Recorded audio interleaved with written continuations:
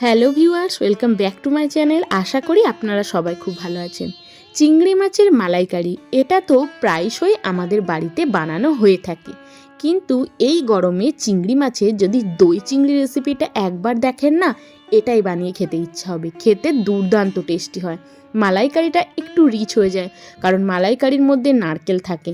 তাই আজকে বানাচ্ছি দই চিংড়ি। দই চিংড়ি বানাতে দুটো পেস্ট প্রথমে বানিয়ে নিতে হবে। প্রথম পেস্টে আমি দিয়েছি পেঁয়াজ, আদা, কাঁচা লঙ্কা, রসুন, যেটা বাটা হয়ে গেছে। দ্বিতীয় যে পেস্টটা বানাচ্ছি তার মধ্যে দিয়েছি 10-12টা মতো গোটা কাজু বাদাম, আর দিচ্ছি 3-4 চামচ মতো টক দই। কাজু টক দই একসাথে বেটে রাখতে হবে। টক দইটা ডাইরেক্ট যদি যে কোনো খাবারে ইউজ করতে যাওয়া হয় সেক্ষেত্রে একটু ফেটে যাওয়ার চান্স থাকে। এইভাবে মিক্সিং জারের মধ্যে একবার যদি ঘুরিয়ে নেওয়া হয় না, দই কিন্তু একদমই ফাটবে না। তাহলে দই চিংড়ি বানানোর জন্য যা যা মশলা লাগবে, দুটো বাটা মশলা আমাদের লাগছে, সেটা কিন্তু বানানো হয়ে গেছে। এবার যেহেতু চিংড়িটা একটু বড় সাইজের ছিল, চিংড়িটা আমি জল দিয়ে একটু সেদ্ধ করে নেব। জল দিয়ে দিয়েছি কড়াইয়ের মধ্যে গরম করতে, তাতে দিয়ে দিয়েছি 1/2 চামচ মতো নুন। তারপর চিংড়ি মাছগুলো দিয়ে দিচ্ছি। মাছগুলো একটু জলে সেদ্ধ করে নিলে কি হয়, মাছটা ভেতর থেকে আর কাঁচা একদমই থাকে না।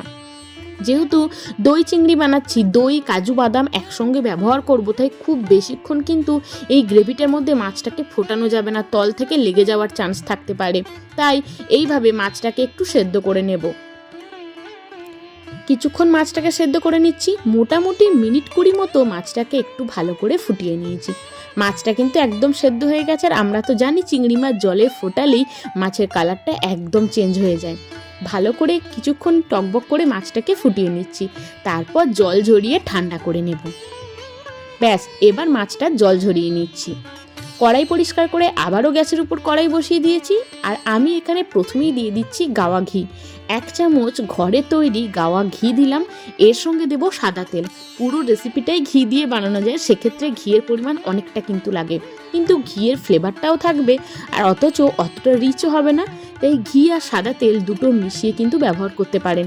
এখানে 2 চামচ মতো সাদা তেল দিলাম আর 1 চামচ ঘি।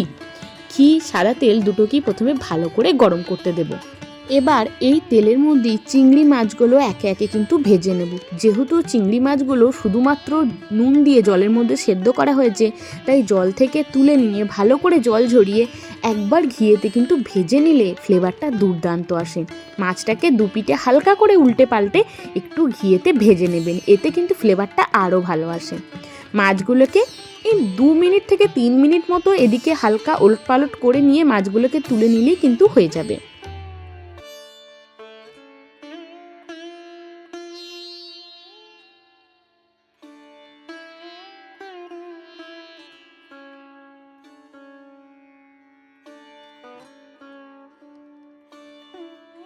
মাছগুলো তো ভাজা হয়ে গেছে সব। এবার মাছগুলো তুলে নিলাম। তারপর এই তেলের মধ্যে আরও 1 চামচ সাদা তেল অ্যাড করে দিলাম। তেলের মধ্যে এবার প্রথমেই দিয়ে দিলাম গোটা গরম মশলা ফোড়ন, যার মধ্যে ছিল এলাচ, দারচিনি, লবঙ্গ।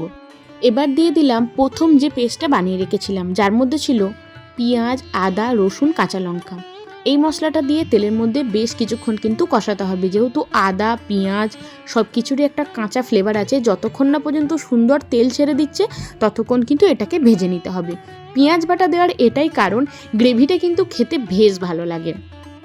বেশ কিছুক্ষণ নাড়াচাড়া করে আমরা কষিয়ে নেব। এটা খুব সহজেই হয়ে যায়। মালাইকারি বানাতে গেলে যেমন একটু সময় লাগে, দই চিংড়ি কিন্তু একদম সহজে হয়ে যায়, আর মালাইকারির থেকে টেস্টে কোনো অংশে কম হয় না। বেশ কিছুক্ষণ নাড়াচাড়া করে মশলাগুলোকে কিন্তু ভাজা ভাজা করে নিচ্ছি। মশলা থেকে এরম উপরে তেলটা যখন ভেসে উঠবে তখন কিন্তু বুঝতে হবে মশলা খুব ভালো করে কিন্তু কষানো হয়ে গেছে। আরও একবার ভালো করে নাড়াচাড়া করে নিয়ে সেকেন্ড যে মিশ্রণটা বা পেস্টটা আমরা বানিয়ে রেখেছিলাম, এর মধ্যে ছিল কাজু আর টক দই, এটা এবার দিয়ে দিলাম। এই সময় গ্যাসের ফ্লেমটা একদম লো করে রাখতে হবে, লো টু মিডিয়ামে, কারণ কাজু দেওয়ার পর তল থেকে লেগে যাওয়ার একটু চান্স থাকতে পারে। কাজু আর টক দইটা দিয়েও কিন্তু বেশ ভালো করে এটাকে কষাতে হবে, কারণ টক দই বা কাজু দুটোরই একটা নিজস্ব তেল থাকে। সেই তেলটা যতক্ষণ না পর্যন্ত ছাড়ছে ততক্ষণ কিন্তু সুন্দরভাবে কষিয়ে যেতে হবে। আর গ্রেভি যতটা আপনারা রাখবেন সেই অনুযায়ী কিন্তু এখানে জলটা অবশ্যই দিয়ে দেবেন। এটা কিন্তু রাইসের সাথে, ভাতের সাথেও সার্ভ করা যায়, খেতে দুর্দান্ত হয়। মালাইকারি তো প্রায়ই আমরা বানিয়ে খেয়ে থাকি, তাই দই চিংড়িটা একদম নতুনত্ব একটা রান্না। এইভাবে একবার বানিয়ে খেয়ে দেখবেন, আশা করছি আপনাদের ভালো লাগবে।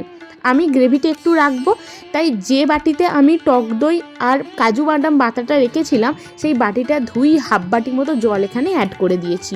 খুব ভালো করে একবার সুন্দর করে সব কিছু মিশিয়ে নিচ্ছি। এবার গ্রেভিটা যখন ফুটে উঠবে তখন ভেজে রাখা মাছগুলো একে একে অ্যাড করতে হবে, কারণ মাছের মধ্যেও যাতে মিষ্টি নুন ঝাল সব কিছু ঢুকতে পারে। এবার দিয়ে দিলাম 1 চামচ মতো নুন, ছোটো চামচের 1 চামচ নুন দিয়ে দিয়েছি। চিনিটা একটু পরে দেবো, কারণ আমরা জানি দই চিংড়ি বা মালাইকারি জাতীয় চিংড়ি মাছের এই রান্নাগুলো একটু মিষ্টি মিষ্টি খেতেই বেশ ভালো লাগে। এবার গ্রেভিটা ফোটা পর্যন্ত কিছুক্ষণ ওয়েট করে চিংড়ি মাছগুলো দিয়ে দিচ্ছি গ্রেভির মধ্যে। গ্রেভির মধ্যে মাছগুলো দিয়ে কিছুক্ষণ কিন্তু রাখতে হবে। মাছগুলো যেটুকু সেদ্ধ হওয়া বাকি আছে সেটুকু কিন্তু এই গ্রেভির মধ্যে ফুটিয়ে সেদ্ধ হয়ে যাবে, আর গ্রেভিতে চিংড়ি মাছের খুব সুন্দর একটা ফ্লেভার হয়ে যাবে। এই দই চিংড়ি রান্নাটা অনেকে একটু হলুদ পছন্দ করে, সেক্ষেত্রে শুকনো লঙ্কা বা হলুদ দুটোই ব্যবহার করতে পারেন আপনারা, কিন্তু আমি যেহেতু গ্রেভিটা একদম সাদা রেখেছি তাই হলুদ বা শুকনো লঙ্কা দুটো আমি ব্যবহার করিনি। গ্রেভির মধ্যে কিছুক্ষণ চিংড়ি মাছগুলো ফুটতে দিয়েছি। এবার দিয়ে দিচ্ছি পরিমাণ মতো চিনি, ছোটো চামচের 2 চামচ চিনি দিলাম। যেহেতু টক দইয়ের পরিমাণ অনেকটাই ছিল, তারপর কাঁচা লঙ্কা ব্যবহার করেছি, তাই চিনিটা একটু দিলে, পরিমাণে একটু বেশি দিলে খেতে কিন্তু বেশ ভালো লাগে, টকটক মিষ্টি মিষ্টি। গ্রেভিটা কিন্তু অনেকটাই ঘন হয়ে এসছে, আর এর মধ্যে আমি একটু পাতিলেবুর রসও অ্যাড করব, যাতে টক মিষ্টি ফ্লেভারটা দুর্দান্ত আসে। আর পাতিলেবুটা কিন্তু একদমই গ্যাস অন থাকা অবস্থায় দেওয়া যাবে না, যেহেতু দই দিয়েছি তাই পাতিলেবুটা দেওয়ার সঙ্গে সঙ্গে ফেটে গিয়ে একটু তিতো ভাব আসতে পারে। একদম শেষে গ্যাসের ফ্লেমটা বন্ধ করে লেবুর রসটা দেবো, সেক্ষেত্রে কোনো অসুবিধা হবে না। সব কিছু সুন্দর করে একবার মিশিয়ে দিলাম। গ্রেভির কালারটাও কিন্তু অনেকটা চেঞ্জ হয়ে গেছে, দেখি বোঝা যাচ্ছে রান্না একদম শেষ স্টেপে এসে আমরা হাজির হয়েছি। যেহেতু ঘি দিয়েই বানানো হয়েছে তাই উপর থেকে ঘি আর নতুন করে দিলাম না। আপনারা যদি চান ঘি একটু দেবেন, এই সময় শেষে 1 চামচ ঘিও দিতে পারেন। খুব ভালো করে সুন্দর করে গ্রেভির মধ্যে মাছগুলোকে মিশিয়ে দিলাম। এবার গ্যাসের ফ্লেমটা বন্ধ করে শেষে দিয়ে দিচ্ছি অল্প একটু পাতিলেবুর রস। এই ছোটো চামচের 1 চামচ মতো পাতিলেবুর রস দিয়ে দিলাম। এই পাতিলেবুর রস দিয়ে যেহেতু ফোটানো হয় না, লেবুর যে সুন্দর একটা ফ্লেভার সেটা কিন্তু গ্রেভিটার মধ্যে পাওয়া যায়। লেবুটা যদি গন্ধরাজ লেবু দিতে পারেন ফ্লেভারটা কিন্তু আরও ভালো হয়। দই চিংড়ি একদম রেডি হয়ে গেছে। রেসিপিটা আপনাদের কেমন লাগলো আমাকে কিন্তু অবশ্যই জানাবেন। ভালো লাগলে লাইক করবেন, ফ্রেন্ডস ফ্যামিলির সঙ্গে শেয়ার করবেন।